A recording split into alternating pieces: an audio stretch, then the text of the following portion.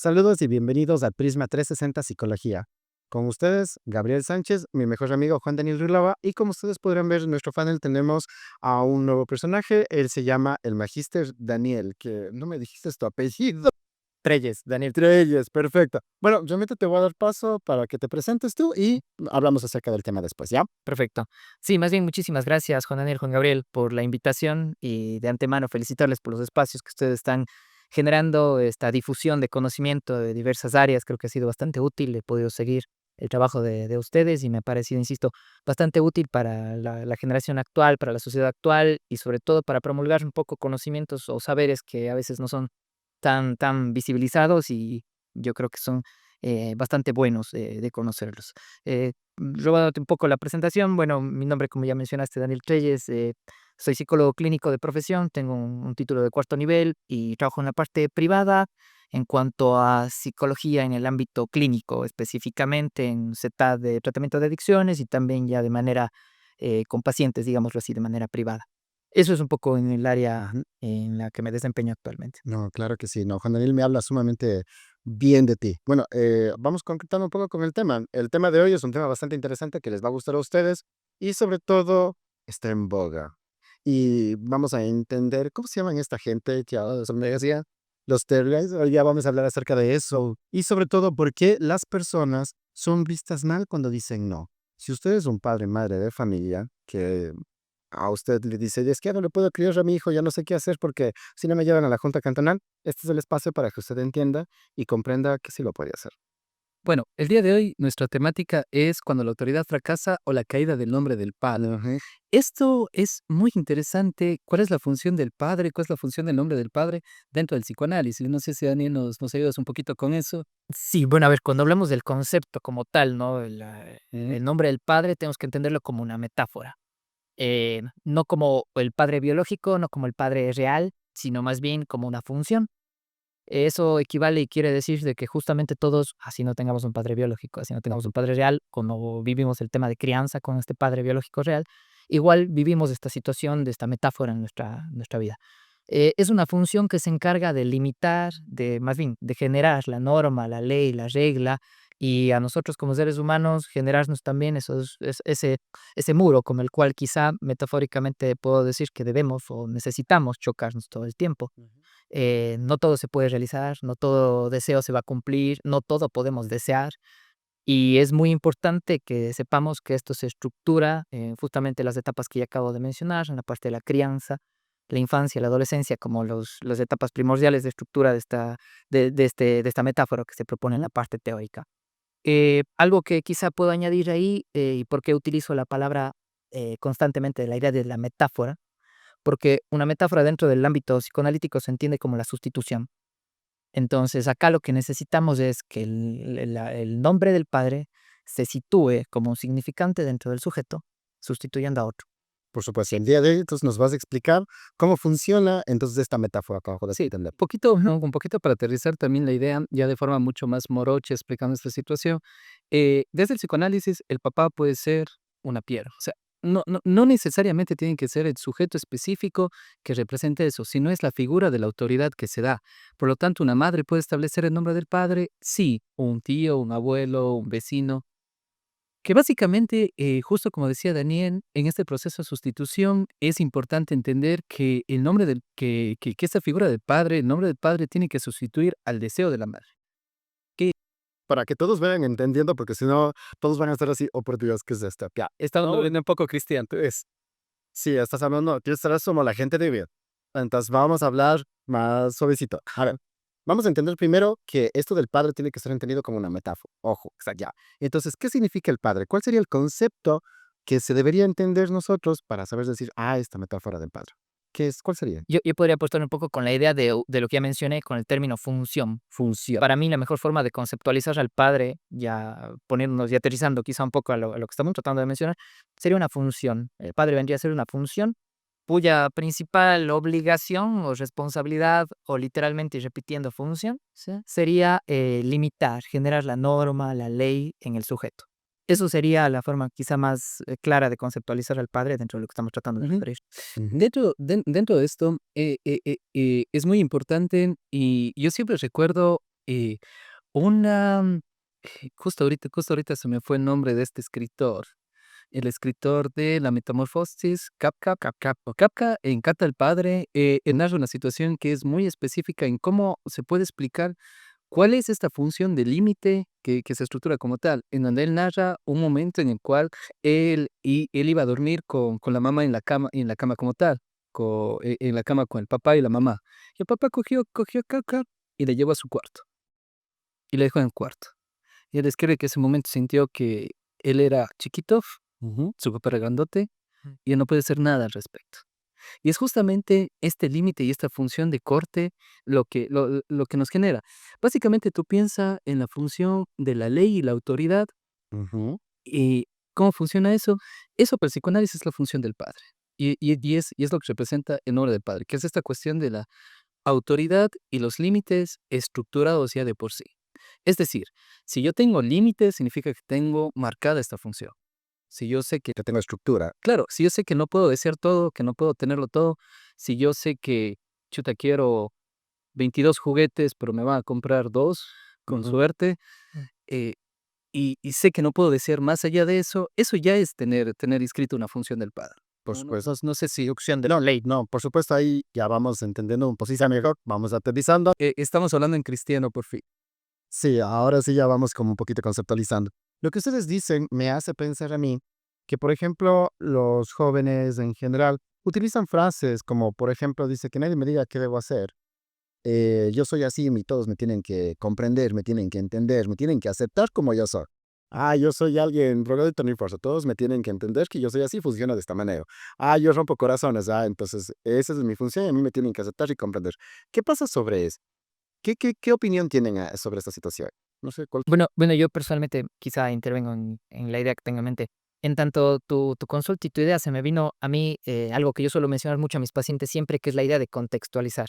Ya, Para mí, uno de los momentos en los que tú mencionas tu ejemplo y dijiste un joven, me hizo pensar en una etapa de adolescencia, por ejemplo. ya. En donde ahí el tema de esta función, de esta introducción de la ley, no es que desaparece, sino que nuevamente capaz se metaforiza, podríamos decir. O sea, Mm, se vuelve a sustituir.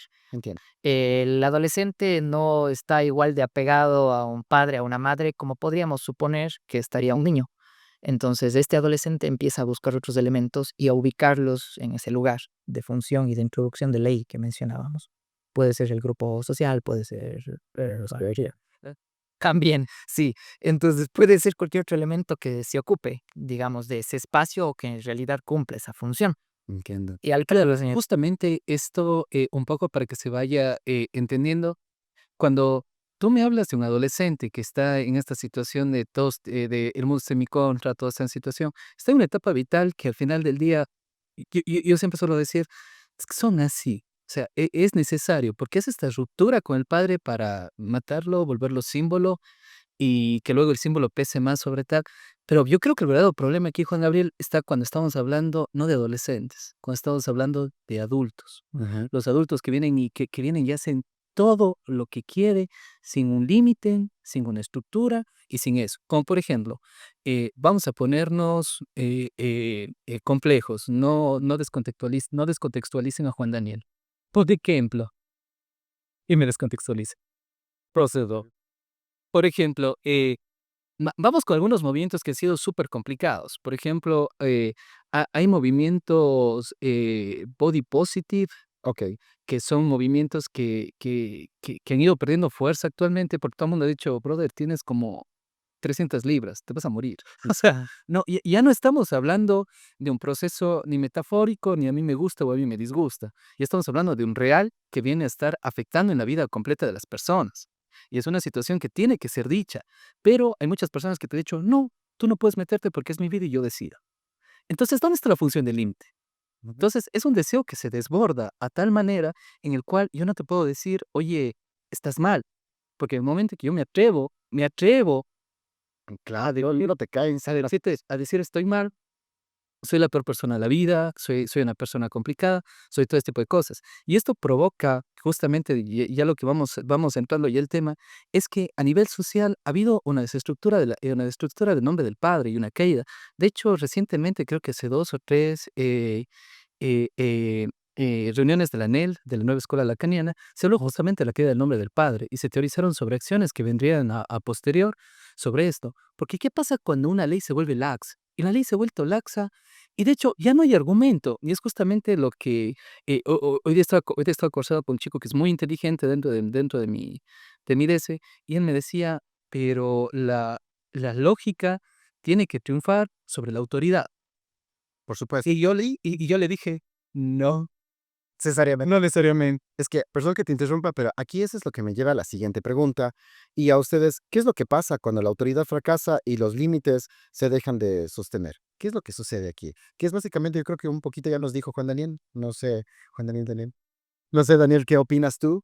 ¿O me puedes dar otros ejemplos? No sé. Sí, a ver, por ejemplo, tomando desde ahí el punto de partida, en el área laboral en el cual me desempeño, el área de adicciones específicamente, en donde más tiempo he estado laborando, ahí se nota muchísimo este tema en cuanto a la pregunta. Ahí para mí un fracaso bastante importante de esta estructura que debería estar ahí marcando o introduciendo la ley. Ujú. Toda persona que consume alguna sustancia, comúnmente en nuestro medio legal o ilegal, sabe moralmente, legalmente que eso está mal, pero lo continúa haciendo. Entonces, ahí entendemos de que hay un fracaso interno en su estructura que provoca justamente esta sintomatología. En concreto, lo que estoy tratando de mencionar es que cuando esta estructura fracasa, el síntoma es la consecuencia.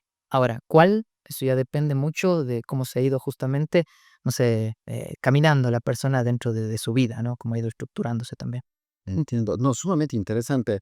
Entonces aquí también podemos, tal vez, ahí me corrigen ustedes que son los expertos, eh, ponerles dentro de este grupo de personas a las personas que no asumen sus responsabilidades, sea cual sea, las cosas más sencillas del mundo.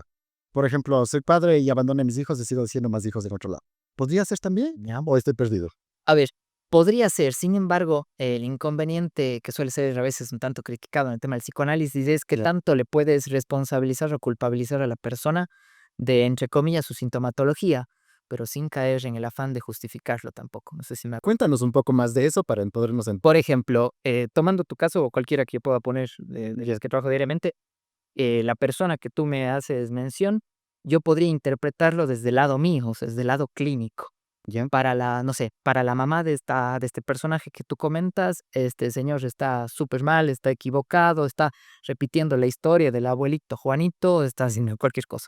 Entonces, para esa persona, obviamente, por tener un vínculo afectivo y lógicamente va a ser así, va a verlo desde ese lado familiar, Bien. como algo que es negativo, calificado así. Insisto, desde el lado terapéutico yo no podría verlo así. Ujú. No sé si sería desde mi punto de vista necesario responsabilizarle, porque yo te comento, la mayoría de personas que llegan a un proceso de psicoterapia, no sé si te pasa a vos o si les pasa a ustedes, pero no digo que sea fácil, pero basta quizá una o dos sesiones, vos le dices algo que, entre comillas, sería obvio, o sea, como diría que hay tres micrófonos, Ujú. y la persona es deslumbrante lo que le dices. Claro, como en el caso tuyo sería, ¿no se ha dado cuenta usted de que está teniendo varios hijos con diferentes mujeres? Algo que es obvio. El señor tiene tres hijos en tres diferentes parejas, por ejemplo. Y para el señor vos le dices esto y es, Entiendo. y él, Estructura cognitivamente. exactamente. Entonces, en el efecto que yo estoy tratando de generar en mi ejemplo, yo no le estoy responsabilizando ni le estoy culpabilizando. Estoy diciendo algo que, entre comillas, los tres podríamos discutir o pensar que es obvio. Le Mm. estoy diciendo, hay tres micrófonos aquí. Entiendo. Pero también, un poquito también respondiendo a tu pregunta, más allá de esa situación, ah, sí puede ser también la cuestión del fracaso del nombre del padre, pero más bien pensémoslo a nivel social en general. Pensemos un poquito más macro esta situación, ¿no? Porque la queda del nombre del padre en la cuestión macro se comienza a dar en el hecho de que todo es permitido. Y aquí viene la gran pregunta. Cuando no existe un límite, nada puede ser deseado. Eh, en cristiano, porque es muy difícil explicar esto en cristiano. A ver, ¿cuál es la primera condición para el deseo? Para el deseo? La falta de... La falta, no tenerlo. Esa es una de las preguntas que a mí me pareció fantástica y fue mi primer pum en la cuestión psicoanalítica. La cuestión del deseo es el no tener. A través de la falta yo deseo. Pero ¿qué pasa si todo está permitido? ¿Puedo yo desear algo? La respuesta es no. O podrías decir todo. Pero el todo es nada. Claro.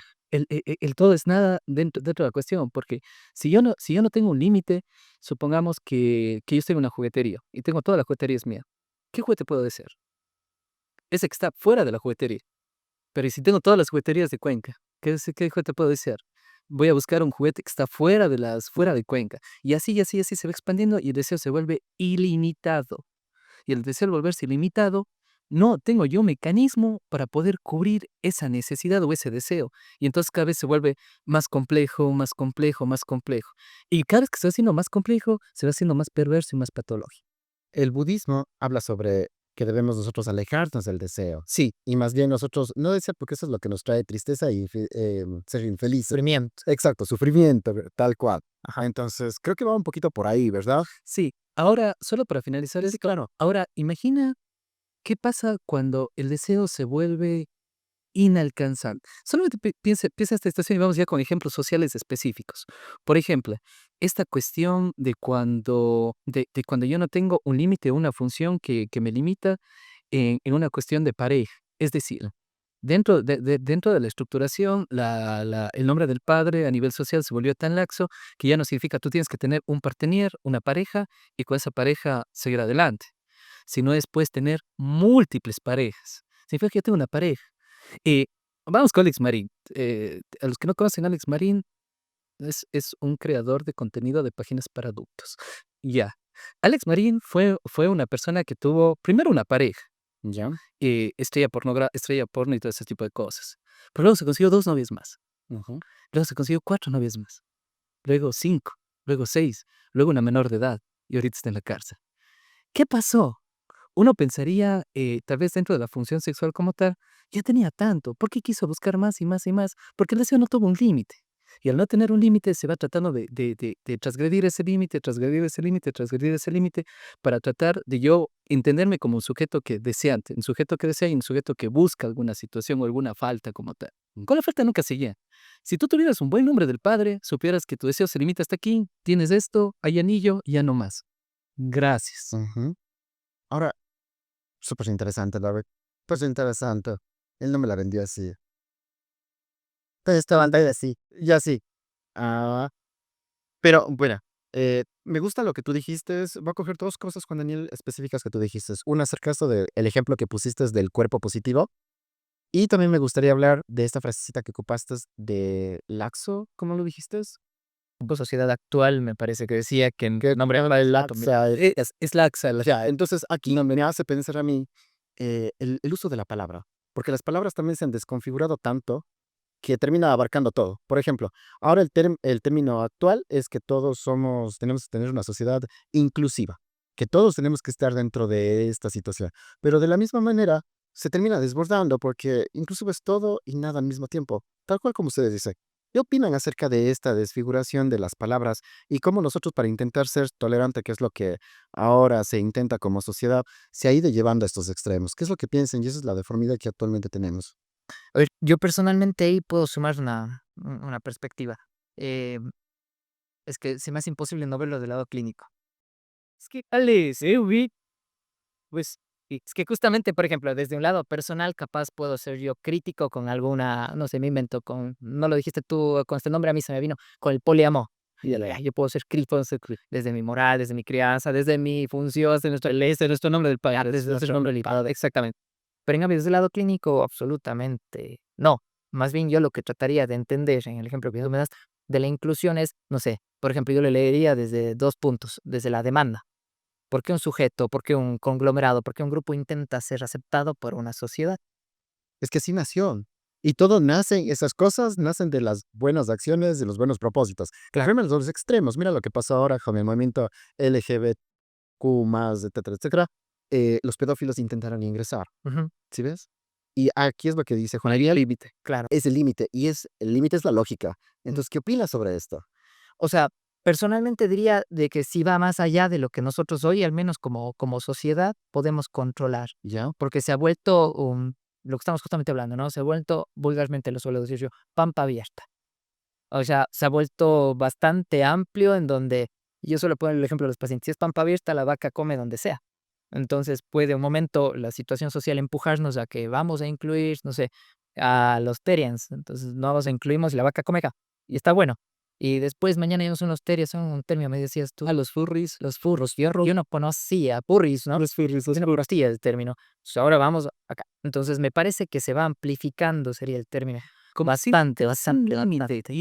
Y eso genera siempre un montón de ansiedad. Porque cuando yo no tengo un límite, ¿hasta dónde está permitido mi yo deseante? ¿Cuál es el límite que yo no puedo transgredir como tal? Justamente ese es un poco lo que contaba con Daniel, de este fenómeno de los Terriers. Ha llegado a tal punto la queda del nombre del Padre que solamente se convierte en un deseo ilimitado. ¿Y qué es lo que tiene un deseo ilimitado que no tiene ningún tipo de discurso mediado por el lenguaje? Los animales. Entonces el humano, para poder ser un ente deseante, se pone de lado, con que se caracteriza como animal. Porque sin lenguaje, sin un límite, sin un nombre de padre, que te venga y te diga, a ver, mijito, no. Porque yo siempre me imagino el nombre del padre en mi ideología, que es como un gran padre, un gran otro que viene y te dice, a ver, mijito, no, no vas a hacer esto. Porque si haces esto, ya no, ya, no.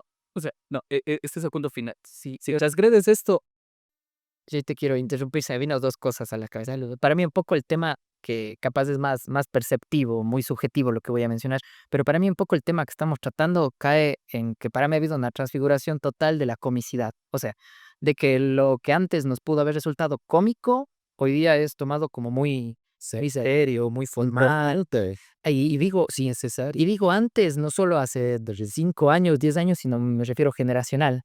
O sea, nuestros papás al ver a una persona que hoy día podríamos considerar en la terminología que estaría incluido en un grupo Terian, o sea, decían, no, Memento es una persona disfrazada o es un sujeto que está actuando, lo kit, cualquier cosa, claro. Y capaz caían dentro de la comicidad, o sea, de lo cómico, y terminaba ahí. Pero ahora, insisto, ha habido una transfiguración para mí total. Lo cómico hoy es lo serio. sé. Y la segunda cosa que me pareció muy llamativo, lo que tú mencionabas y lo que tú también preguntabas hace un momento, para mí el problema como tal no va en lo natural, porque lo natural sería, desde la lógica que estamos proponiendo, que siempre va a haber deseo y siempre, lógicamente, va a haber Siempre falta. va a haber falta. Para mí la problemática es la creencia que puede desarrollarse en nuestra sociedad y nosotros como sujetos de que hay como llenar esa falta Así. mediante lo que deseamos. El ejemplo de la juguetería.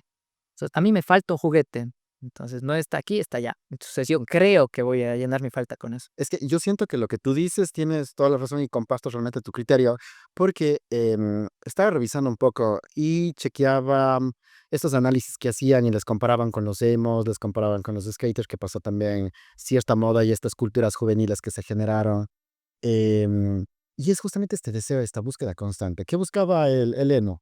Sentir, sentir. Quiero ver sus emociones ambientales. Y así cada uno. Por ejemplo, ahora lo mismo pasa con los Terian. ¿Qué es lo que buscan? Lo que no pueden tener. Si es que ahora nosotros, realmente a nivel de sociedad, se prefiere más bien al animalito, al perrito, al gatito, lo humanizamos tanto al perrito y al gatito, incluso hasta nos horrorizamos cuando le pasa algo al perrito, Claro. pero no nos importa lo que le pasa al humano. El día de hoy me parece que fue una noticia que es ayer que le lincharon a una persona que había matado a un perrito, que le había... Puede haber sido un accidente. Claro, que pudo haber sido un accidente, pero lo mataron. Lo mataron. Y Ay, los bueno, ellos ocupan linchado. y la Pero esa fue la y forma. la caja de comentarios, horrible. Claro, y dice, pobre perrito, inhumanos, qué gente. Pero es justamente yo, persona, ese es a título personal mío. Yo creo que como estamos en esta búsqueda constante del deseo, ¿qué es lo que nos toca? Como yo no puedo ser humano y todos valoran al animalito, deseo que todos me amen. Por lo tanto, yo soy un animalito. Y yo me transformo en ese animalito para que todos me amen. Porque, y veía videos de esos porque uno cuando ve el algoritmo te comienza a salir todo. Entonces, revisé un video y todo el mundo le aplaudía a una chica que estaba de forma de perrito, algo así, y hacía trucos, brincaba. Entonces era como súper interesante porque todo el mundo le aplaudía. Y miren lo patológico que a mí realmente me parece, lo terrible que me parece. Eso sí debería ser una situación que debe ser tratado, yo creo que a nivel de salud mental, a nivel social, de qué es lo que estamos haciendo nosotros como seres. Estás pidiendo un límite. Sí, es que eso, y justamente por eso me parece la ley es súper interesante esto, porque necesitamos tener un límite. Yo trabajo mucho con los niños y esos son mis áreas, pero yo me he dado cuenta en la práctica súper empírica que a los niños, cuando son oposicionistas desafiantes, sea lo que tenga, cuando tú le comienzas a poner normas y reglas, le pones un límite, ellos te quieren más. y se apegan contigo. Y dice, gracias, que en mi casa no pasa esto. En mi casa mi mamá hace esto, mi papá hace el otro y ¿dónde está? Las personas naturalmente buscan límites. Un Ujú. poquito para que no se me escape la idea, tú nos habías hablado acerca de esto de la inclusión como un fenómeno que también puede ser negativo. Hay un libro que me parece fantástico, que se llama En defensa de la intolerancia, de Slavoj Zizek, un psicoanalista medio loco como todos los psicoanalistas, No lo dije. pero chévere. Muy bueno. Muy bueno. Y por ejemplo, él plantea justamente esto. ¿Qué pasa cuando nosotros permitimos todo? Tiene que haber un límite, tiene que haber una decisión y una situación en la cual se diga de hasta aquí no más. Yo proponía, tenemos que ser intolerantes ante la intolerancia. ¿Qué cosa tan loca es eso? Yo no puedo ser intolerante ante la intolerancia porque estoy entrando en un problema contextual. Yo tengo que definir con lógica, con razón, con todo esto, hasta dónde llega eso. Porque el momento en que yo dejo abierto la cuestión como tal, no importa cuál sea la cosa más buena del mundo, la solidaridad va a desembocar en algo que es terriblemente horrible y uno de los y con muchos crímenes de guerra. Él hacía un análisis de cómo se fue deformando solidaridad con los alemanes, solidaridad con el pueblo alemán, solidaridad con el alemán, nazismo. O sea, pero check, check, check, check, check, check, check. Y de hecho, tiene toda la lógica de la vida. Después de la Primera Guerra Mundial, Alemania no podía sobrevivir si todos no eran solidarios entre todos. Ujú. Pero es justamente eso. Y ahora hace una comparativa con todos los movimientos actuales. Por ejemplo, él ponía, bueno, sí sé, le mandó el diablo a todo el mundo, y por eso me encanta ese libro. Dijo, los derechos de la mujer, y fue haciendo el desglose hasta una petición en la cual se pedía muerte a los hombres, derechos a los hombres. Y hace un desglose como tal hasta que dice solo los hombres valen. Mm. Y, y toda idea puede ser desestructurada si es que no se pone un límite en las propias ideologías. Y creo que ese es uno de los grandes fracasos que estamos cometiendo a nivel social, porque a algún punto nosotros nos desviamos y comenzamos a pensar que todo está permitido. Claro que sí. Juan Daniel, perdón, Dani. Sí. eh, incluso un ejemplo más concreto que pasa aquí en Ecuador, pasa aquí en Cuenca, pasa en mi querida universidad. Miren lo que es. Nosotros trabajamos mucho en el sistema educativo, esta parte de la inclusión y hacer las famosas llamadas adaptaciones curriculares, porque nuestro modelo actual, en la cartera del 2030, nos menciona que tenemos que romper esas barreras del aprendizaje para que haya una verdadera inclusión. Perfecto. Hermoso eso, me parece 100%, yo estoy muy de acuerdo. ¿Qué es lo que sucede? Nosotros bajamos el nivel de competencia curricular, es decir, no le damos todos los conocimientos, damos solo cosas puntuales. Estos niños, estos adolescentes, están llegando a la universidad. Automáticamente llegan a la universidad. Y aquí en la universidad pretenden hacer exactamente lo mismo que sean las famosas adaptaciones curriculares. Aquí es lo que nosotros tenemos que poner un alto, realmente poner un límite, porque trabajas mucho desde la coherencia. Es, imagínate, tú te vas a dejar operar por rabia, que le han hecho adaptaciones curriculares. Es, y solamente ha visto ciertas cosas, dos cosas, y tiene un título de cirujano, tiene un título de doctor, un título de psicólogo. Imagínense lo grave que es y cómo se está deformando tanto y que dicen, no, es que aquí en la ley lo dice. Claro que en la ley lo dice, la ley está poniendo un límite, pero es necesario también ir haciendo estos ajustes también a la norma, porque eso se va trabajando en el camino, lastimosamente. Sí, sí, pero tienes razón, pero ahí en cambio alguien del otro lado te diría, y eso no sería exclusión, te diría en cambio. Pero aquí ocupa la lógica. Y le dijera, bueno, operemos a su familia, también a esta persona, a veces que le gusta, porque cuando nos toca a nosotros mismos, Sí. es hermoso hablar cuando hablamos de manera general, pero cuando me toca a mí, cuando me duele a mí, ahí nosotros decimos, ay, verdad, hay algo que hacer. Una de las cosas que yo siempre suelo rescatar es que todo grupo es exclusivo. Siempre, por eso existe más bien. Por eso era 1, 2, 3, aguato. Y es algo que nosotros olvidamos. No nos descontextualicen, por favor. Sí, por favor, estamos hablando, está bien la inclusión, somos personas tolerantes, pero sé que poner de dónde a Por dónde ejemplo, va, aterrizado es tuyo, pues es- es muy real. Ujú. y hay que poner de dónde a dónde va también las cosas. Entonces, sí, muchachos. Y justamente un poco para retornar esto sobre la caída del nombre del Padre, ¿cómo podemos nosotros levantarlo? O sea, se nos cayó el Taita, ahora levantemos al Taita. ¿Cómo podríamos levantar al Taita desde esta perspectiva? Sería la siguiente pregunta. O un poco lo que yo me quedé pensando para responder esa pregunta y lo asocio con lo que estábamos hablando previamente, a lo que tú decías con los guavas, con los niños. Cuando les pones un límite, cuando les pones una ley, incluso te quieren más, decías vos. Lo que se me vino un poco para responder la pregunta es el tema transferencial, o sea, el vínculo. El vínculo. El vínculo que tú puedes generar con una persona. Nuevamente traigo a la mesa un poco o sea, la forma en cómo yo conozco un poco que se va dando los temas en el de labor. Entonces, por ejemplo, la mayoría de personas que llegan ahí tienen lo que ellos denominan, por ejemplo, ingobernabilidad. Ya. Son personas que rompen mucho la norma, de que ni a papá, ni a mamá, ni esposo, ni hijos, quizá tienen una valía como para frenar, para imponer, para introducir la ley. Y lo que pasa en la clínica es, el ejemplo en la clínica donde estoy laborando, el usuario del servicio deja tendida su cama, lava su plato, coge una escoba y se le dicen: "Tenga la bondad, señor, Ruilova, de barriendo esta zona, no sea malito que tengo que hacer algo". El señor Ruilova exactamente sepa, usted lo barre. Entonces, a mí me parecía muy interesante. Y otra cosa que yo suelo mencionar mucho en las reuniones de cuerpo clínico, de staff, que nosotros le llamamos, una de las cosas que yo suelo siempre mencionar a modo reflexivo o hasta crítico, yo suelo decir que, por ejemplo, si tenemos una población, por dar un número X, de 30, 40, 50 personas, para contener esa población como cuidadores, necesitarías 50 personas también, pero basta, entre comillas, con el basta.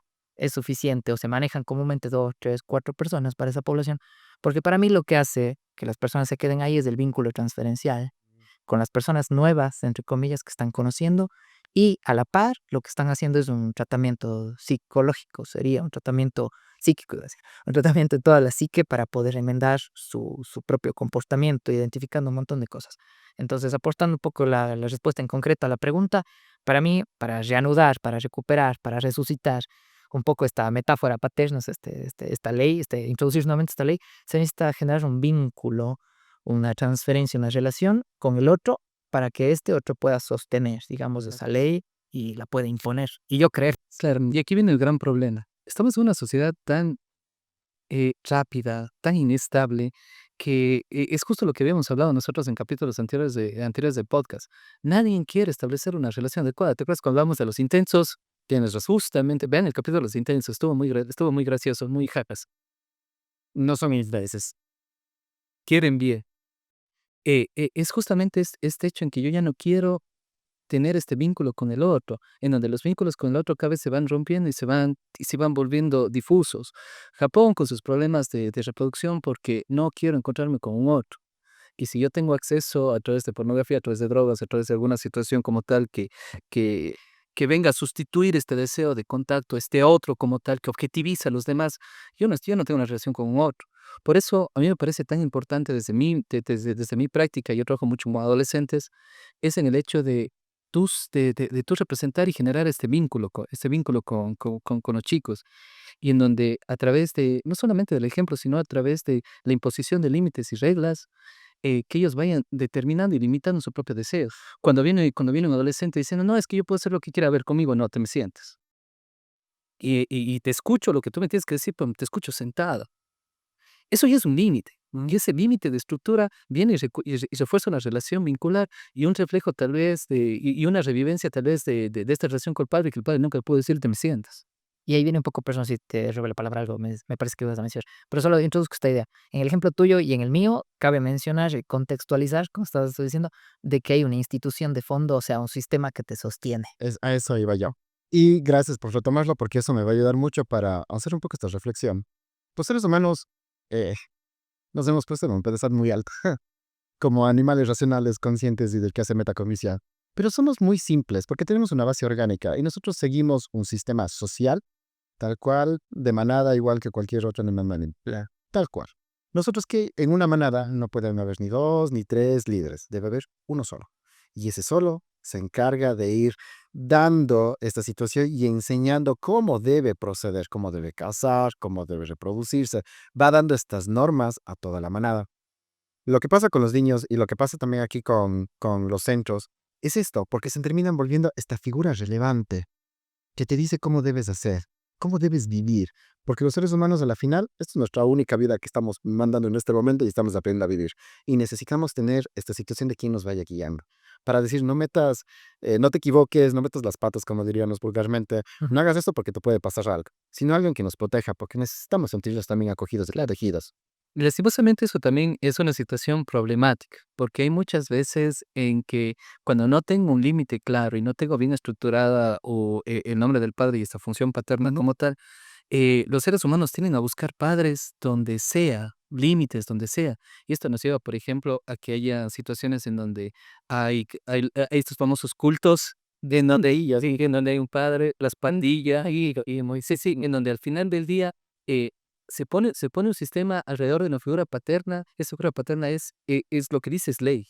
Y si me dice lealtad, sí, lealtad. Y si yo tengo que matar por mi padre simbólico, que es mi jefe de pandilla, voy y mato por mi jefe. Es que se genera el vínculo. Exacto, que es esta cuestión transferencial en donde mi ley y mi estructura y mi tranquilidad se sostiene en base a una persona que tal vez no es una persona adecuada. Ujú. Capaz entonces, tomando el ejemplo tuyo de las pandillas, por ejemplo, eso podría ser un problema o una solución.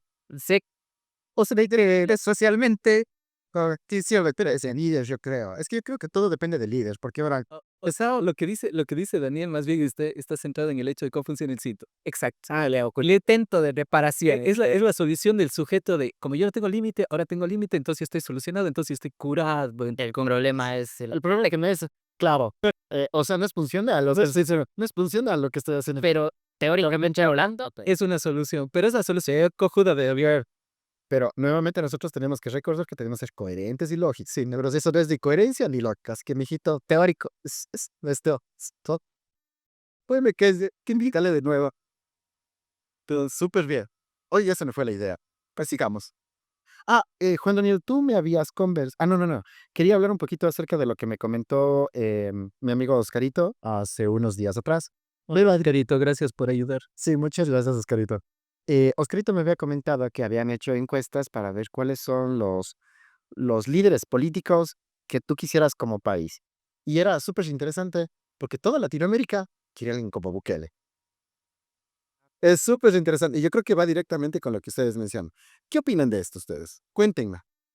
¿y por qué no decíamos alguien como Mujica? Es la pregunta, ¿no? Es Sin tener que sea sin idolatrar ni realizar, pero es Yo creo que va por el hecho de que, mira, así también es socialismo sano, dur, pues digo, y miren lo que nosotros exigimos, porque dicen, no, pero es que están en contra de los derechos. No me importa, nos estamos muriendo aún, sí, estamos quemándonos. Y es esto, porque al final del día seguimos funcionando de esta manera. Nosotros, bueno, no sé si ustedes tienen chance alguna vez, querido público, léanse Tótem y Tabú. Rápido, bonito, divertido. Nosotros buscamos ese tótem que nos genere ese límite y que nos prohíba hacer cosas que no queramos hacer o que no se deberían ser hechas, entre comillas, a nivel social. Bueno, Freud siempre habla de la cuestión de no caer en el incesto, pero llevémoslo un poquito más allá, metaforicemos un poquito, vamos directamente con la estructura de la ley. Yo creo que justamente se endiosa o se sube a tótem la idea de este presidente porque él puso mano dura y puso límites en su lugar. Y puso de alguna u otra manera esta ley bien estructurada y clara y definitoria. Y tal vez eso es un poco lo que no creo que solo Latinoamérica, sino creo que el mundo está necesitando. Una figura que ponga un límite como tal. Por eso, por la cuestión de la caída del nombre del Padre, es que nosotros comenzamos a tener más ídolos. Y es un poco ya tomando un tema religioso, nosotros, como Diosito se murió, tomando en lo que dijo Nietzsche, Dios ha muerto, ya pues hagamos ídolos de lo que sea, la piedra, el Juanito, el Fernando, el Messi, y comenzamos a imponer como si las formas de vida de ellos o las estructuras de vida de ellos fuera la única forma adecuada para yo seguir adelante. como un ideal. Como un ideal. Pero eso es muy asociado al Pero es- ideal del yo. Que sea un ideal del yo, pero también yo creo que es esa persona que me puede poner un límite. Por ejemplo, el jefe de culto. El jefe de culto es él aquel que me puede limitar, pese a que yo tenga que renunciar a mis derechos, pero como él me limita, yo entonces le entrego eso porque soy leal ante a ese padre simbólico que se me está presentando. Pero de fondo, no sé si ustedes coincidan, pero de fondo creo que toda nuestra conversación, aparte del concepto primordial que estamos tratando desde el nombre del Padre, también vamos con el objeto mirada, Ajá. porque eso es lo que provoca en el ejemplo, el del culto o el Messi o el ídolo, provoca en mí cuando me ve, o sea, cuando hay este objeto mirada, atención, amor, afecto, lo que tú quieras, provoca en mí o como que un estallido, ¿no? O sea, provoca algo que nada más ni nadie más ha podido producir. Como si fuera el petit A. Ya, entonces así. Verán, cuando no hay un líder, o sea, las cosas no funcionan. Así de sencillo. No se hacen las cosas, por más que lo queramos. Imaginemos que estamos en una cancha de fútbol, tenemos ahí un montón de buenos jugadores brillantes, pero si nadie toma la iniciativa de organizarnos, de planificar y ejecutar, no funciona. No sabemos jugadas. Necesitamos a alguien que esté frente. necesitamos que se tome eso. Juan Daniel, tú me habías comentado, cuando estábamos justamente planificando de hablar de este podcast, que también se habla de la metáfora de la madre. Creo que es. El deseo de la madre. Sí, no sé si quisieras hablar un poquito sobre el tema. A ver, chale, qué complicado. Auxilio. Porque el deseo de la madre es básicamente, viene un poco de esta situación ¿cómo son? Las cuestiones de los estadios del espejo, la madre que absorbe el niño como tal. Pero creo que le voy a pasar esta pregunta un poquito a Daniel para que nos explique un poquito más del deseo de la madre, que es A ver, el play. yo lo que podría utilizar dos cosas para explicar. La primera, el ejemplo Bukele. Ya. Perfecto. Y el ejemplo Totem y Tabú. O sea, que iba un poco a la par. ¿Por qué el Bukele, el ejemplo Bukele y por qué el Totem y Tabú? Porque vos en tu ejemplo ya pones en mesa de que hay elementos que idolatramos y hay elementos que escondemos, por un lado. Esto me lleva a al segundo punto que yo puedo sujetar para responder este tema del deseo de la madre. Desde Lacan, cambiarnos desde Freud, ahí equivaldría el ejemplo Bukele. Es decir, estamos buscando a alguien que ya no solamente prive al sujeto, por ejemplo, de que consuma una sustancia. Ahora estamos necesitando a alguien que prive a la sociedad de venderla, que sería un Bukele, o de consumirlo, de moverlo. No sé si me hago entender. Ya no solo voy desde la metáfora del Edipo, ya no voy solamente hacia el niño a privarle a él de querer estar con una madre, vincularse afectivamente con una madre, desde el concepto del Edipo. Ahora voy más bien desde lo que Lacan propone, me parece que en el seminario 5 que leímos contigo, él propone la privación del deseo de la madre. Que la metáfora Bukele, insisto, sería vamos a privar a la sociedad de esto, de la pandilla. Y hace un poquito para que se entienda desde el psicoanálisis, entiende que cuando la madre tiene un hijo, son uno, no son dos, son uno. El hijo viene a ser como la extensión, bueno, acá le llaman la extensión fálica del niño como tal, y están como unidos y completamente absolutos. El niño ni siquiera se reconoce a sí mismo como si fuera diferente a la madre, es parte de la madre. Y de hecho, cuando la madre le suelta, está como en plan, espera, perdí un brazo, ¿qué pasó? Yo tenía una extensión aquí, ya no le tengo la extensión. Claro, aquí entra un padre que me... Pero eh, viene la separación y ahí viene el nombre del padre. Cuando el padre viene y hace decisión. Tú, guagua linda, no puedes estar solo con tu mamá Y a la madre también le priva. y a la madre, y tú no puedes estar solo con tu hijo. Él es una entidad aparte, tú eres una entidad aparte, y el guambra tiene que dormir en el otro cuarto porque hoy toca. Ya, así de grosero, así de simple, así de... De lo metafórico, de la memoria fueron muchos ejemplos, pero más o menos esa es la estructura que empuja un poco el tema teórico. Creo que es un poco la cuestión teórica, pero el deseo de la madre es básicamente esa situación que te fusiona a ti con el otro, que es básicamente ese deseo que de alguna u otra forma es un deseo que no tiene forma. Es el desearlo todo. Deseo todo, todo, todo, todo lo que existe. Por ejemplo, entender el deseo de la madre es como, por ejemplo, yo deseo tener una manzana, pero a la vez quiero comer una pera, pero mientras tanto quiero tener una manzana. O otra forma más fácil de explicarlo. No, espérate. Aquí el de los ejemplos de los guavas soy yo. Dale, esperas. Porque te diga, porque, o sea, al de los guavas me refiero a hacerlo sencillo y simple. Verá, a ver, y ustedes me van corrigiendo. Oco, es que yo no soy clínico. A ver, tomemos nuevamente el término de inclusión. Nosotros queremos incluir, porque esa es la necesidad que yo tenga. Ese sería el deseo de... La drama, sí. Ya, perfecto, sería todo eso. Pero el hecho de que yo quiera incluir y echan todo ese tipo de aberraciones, porque no hay otra forma de decirlo, por ejemplo, la pedofilia, etcétera, cualquiera de ellas, entonces aquí necesitamos un Un padre, padre que diga, no, mijito, no, mijito. solamente es esto de que Ah. esta es la espera que vamos a trabajar, ¿verdad? Muy bien. Ah, ya ven. Sí, Eso está bastante bien. Y entonces, eso es lo que yo hablaba un poco hace rato acerca de la deformación de las palabras, porque las palabras nos permiten expresar lo que necesitamos nosotros. Básicamente eso, para eso se originó el lenguaje, nuestras necesidades de nombrarla de aquella manera. Pero también irle conceptualizando. Cuando yo me preocupé muchísimo y yo dije, chuta, como sociedad estamos yendo de declive, cuando se comenzó a deformar el discurso, por ejemplo, nos hacíamos peleas por los artículos.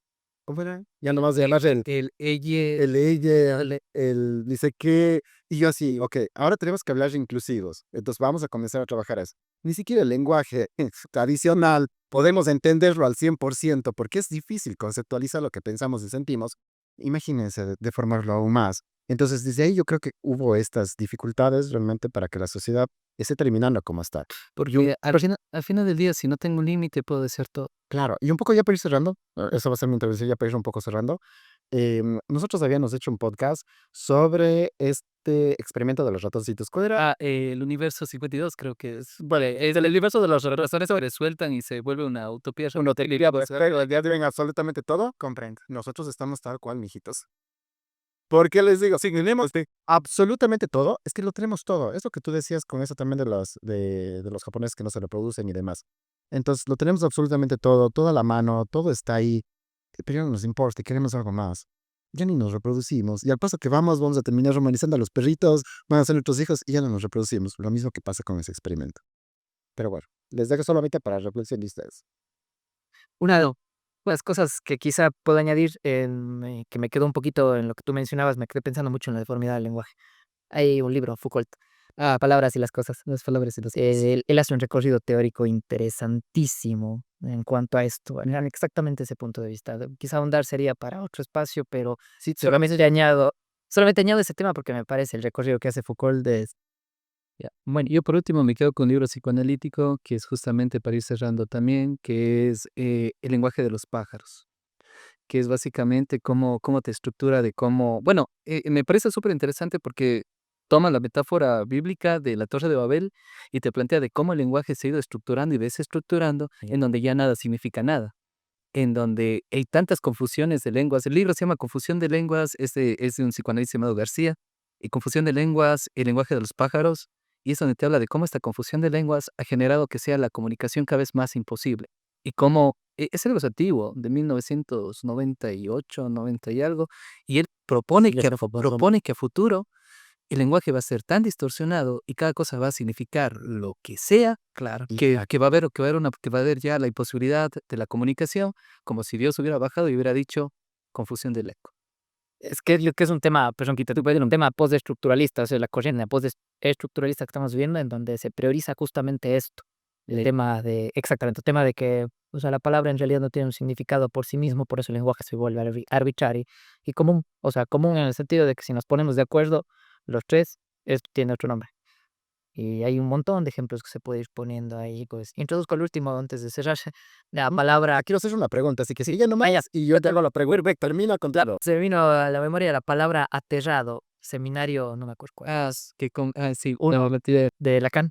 Exactamente, la palabra aterrado él utilizaba para ejemplificar esto que estamos mencionando, la deformidad que tiene quizá el lenguaje, en el sentido de que uno entiende aterrado como atemorizado, como algo de miedo, Está contigo. pero exactamente esa es la definición de la palabra.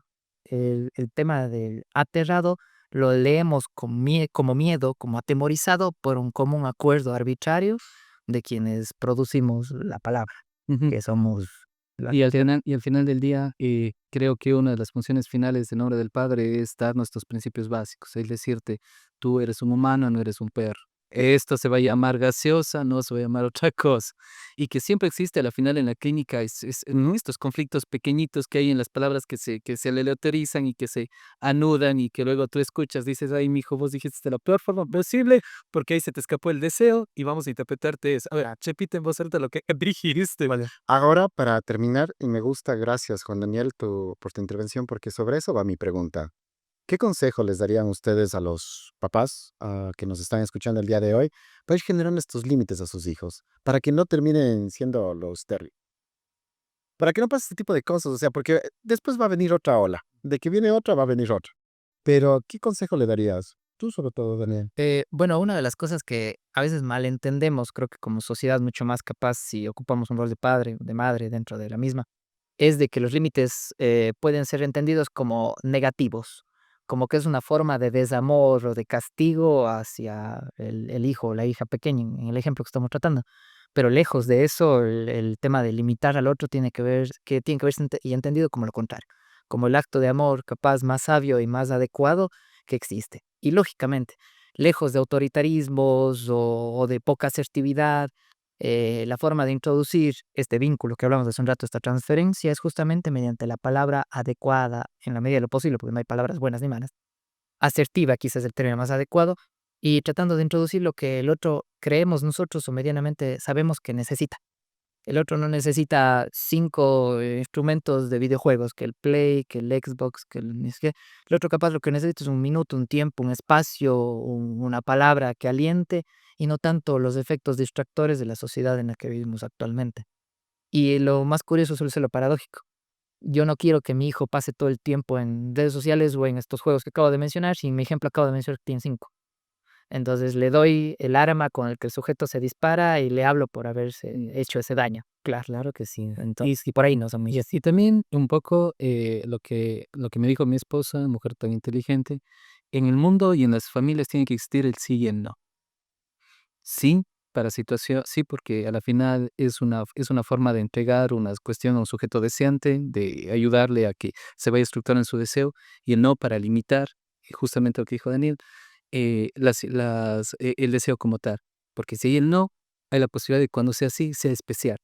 Y es una cosa maravillosa, Limita. porque como padres, muchas veces yo me he dado cuenta que a veces cuando yo os digo: "No te voy a comprar eso, no te voy a comprar eso, no te voy a comprar eso", siempre es como que, pero en el momento en que hay la oportunidad digo: "Sí te voy a comprar", es como que triunfa en la vida. Mm. Y eso nos genera también personas que saben que pueden hacer cosas buenas o pueden trabajar de alguna manera para poder obtener eso de lo que son deseantes. Claro que sí.